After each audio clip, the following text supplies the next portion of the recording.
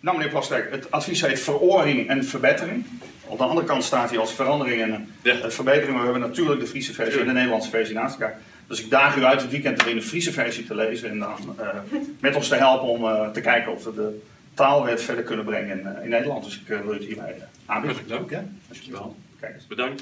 Het gaat net goed met het uitvieren van de Frieske taalwet. Maar dat boodschap gaat het adviesorgaan Dingtiet joert naar minister Plasterk van Inlandse Zaken. We hebben ook eens een afspraak maken, een wet. Vervolgens moet die in de uitvoering komen. En was dan juist is dat er tenmin coördinatie op zit. Hè, van waar is dan verantwoordelijk dat die wet netjes op een bepaalde datum implementeerd is. Bij een gemeente bijvoorbeeld of bij een organisatie. En daarin is juist dat het dan wat jekkert, dat het onduidelijk is waar doet nou wat. Maar als gevolg dat we meer op elkaar zitten wachten dan dat we in de uitvoering te lonen komen. De taalwet is ontnota nog te volle een papieren tijger. En dat moet Orsa vindt Dingtiet.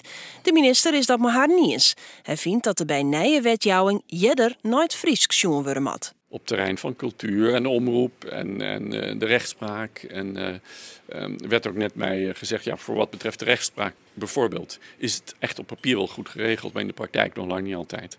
Dus dan moeten mensen tijdig aan de bel trekken. En inderdaad ook in een vroeg stadium als het kan.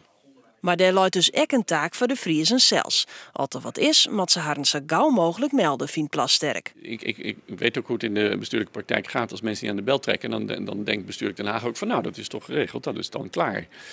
Maar dat is in de praktijk natuurlijk niet waar. Dus daarom is het ook goed dat er zo'n adviesclub is, die dan inderdaad als een soort makelaar of hoe je het wil noemen, optreedt en zegt van wacht even, we moeten dit nu ook in de praktijk brengen.